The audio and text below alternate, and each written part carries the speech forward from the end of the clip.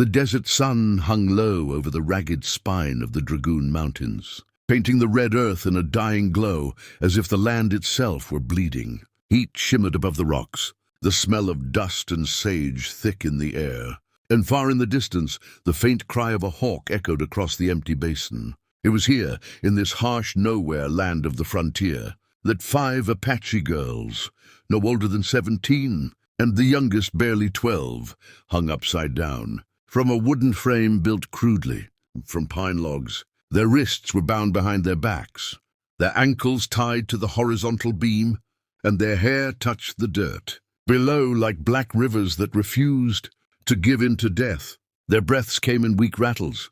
Their eyes were swollen, their lips were cracked.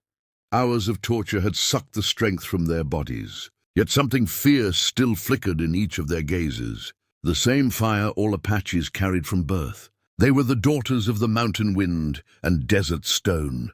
Breaking them was not so simple. But the men who captured them weren't looking to break them. They were looking to send a message that demanded blood. On a nearby rock sat the man behind it all, Clay Rourke, outlaw commander of a splinter gang known as the Black Ridge Regulators. His boots were muddy, his face sunburned, his eyes a merciless shade of pale blue. He flicked his cigarette into the dust and spat. "Hang him here," he'd said earlier to his men. "Let the sun finish the job. When their tribe finds them, they'll know we mean business." Now he stood, arms crossed, surveying the girls as if he were inspecting livestock. "They should be dead by now," he muttered. "Ain't natural how long they're lasting."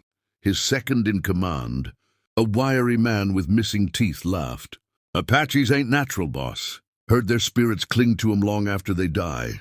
Clay snorted. "Superstitious trash. Spirits don't stop bullets or stop a noose. Leave 'em. We got a rancher to deal with before sundown." That rancher was Ethan Cole, a tall, broad-shouldered man with a weathered, had pulled low and eyes that had seen far too much for a man still under 40.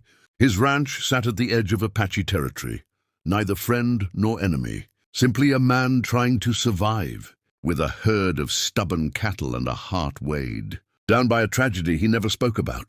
Folks in town whispered that Ethan once had a family, a son, maybe a wife, but no one knew the full truth. No one dared ask. Ethan lived alone, moved like a ghost, and kept to himself. But the one thing everyone knew for certain was this: Ethan Cole didn't tolerate cruelty. Not against man, not against woman, and never, not ever, against children. He'd been riding back from the trading post that afternoon when he noticed the vultures circling. At first, he thought it was just another dead steer or a coyote carcass. But something in the sky, some instinct, made him turn his horse toward the ridge. As he approached the clearing, he smelled blood, heard ragged breathing, and then he saw them, the 5 Apache girls hanging upside down, their bodies bruised and shaking, their eyes red from crying, though not a single tear remained. Ethan froze. His hand tightened around the reins. His jaw clenched. And then, like a storm breaking, something inside him snapped. He dismounted so fast his horse startled. He ran toward the wooden frame, his breath harsh, his boots kicking up red sand.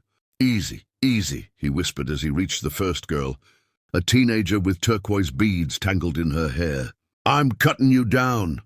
He pulled out his knife and slashed the rope. She fell into his arms, too weak to stand. He laid her gently on the ground in the shade of a boulder. Then he moved to the next one, and the next, catching each one as they dropped, whispering calm reassurance, touching their foreheads, checking their breaths. The last girl, the youngest, opened her eyes when he freed her. She blinked up at him, her voice trembling. "Natani, why you help?" Ethan swallowed hard. "Because someone should have helped sooner." He reached for his canteen, letting each girl sip water through cracked lips. They looked at him not with fear, but with the quiet shock of people who had known nothing but violence for far too long and suddenly met a man who did not wish to harm them. Their trust was fragile, like thin ice, but it formed. And Ethan felt something he thought had died in him long ago: purpose. Then he saw the footprints. Boot prints, fresh ones leading south toward Black Ridge Canyon. His heart turned to stone. "Whoever did this ain't far," he muttered. He thought about riding after them and ending this right there. But the girls were in no condition to defend themselves. They needed help. They needed safety. They needed him. He looked toward the horizon where the sun was lowering. Knowing time was running out, if the Apache warriors found him here, standing over 5 of their daughters, misunderstanding could turn deadly, and yet leaving them meant certain death. Ethan ran a hand over his face, his breath long and heavy. "Right," he said finally. "You girls stay here. I'll bring my wagon. We're getting you out of this damn wasteland." But before he mounted his horse, the eldest girl grabbed his wrist. Her voice was raspy but steady. "They come back. When night falls, they say. They finish us then." Ethan's blood went cold. "Then I won't let night fall on you," he said, his tone hard as iron. He rode off like lightning. Behind him the girls watched, hope rising in their hearts, hope they hadn't felt since before they were captured, before the violence, before the cruelty of men who saw them as nothing more than tools of revenge. For the first time their spirits whispered, maybe they would live. But high above, on the cliffs overlooking the clearing, hid 2 men from the regulators, the same men who tied the girls hours before. They saw everything. Ethan rescuing them, Ethan comforting them, Ethan cutting the ropes. One outlaw nudged the other. "Boss ain't gonna like this." The other spat. "Forget the boss. Apache tribe won't like it neither. They see that rancher with their girls. He's a dead man." The first man smirked. "Maybe that's the point."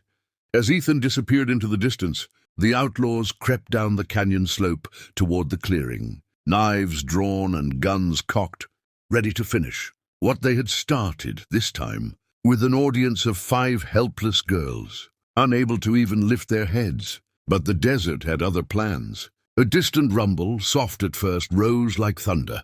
The outlaws paused. Horses, riders. The 2 men exchanged looks. "We got trouble," one hissed. The rumble grew louder, shaking the dust from the rocks. And then, emerging from the far ridge like spirits of vengeance, came 3 Apache warriors, bows drawn, eyes blazing with rage. The outlaws turned to run, but arrows struck the ground at their feet. Warning shots that carried a very clear message. "You won't leave this place alive." The girls looked up weakly, recognizing the warriors by their paint and feathers. They whispered their names, brother, cousin, protector. Relief washed through their battered bodies. But the warriors weren't looking at the girls. They were looking for the man who dared cut them down.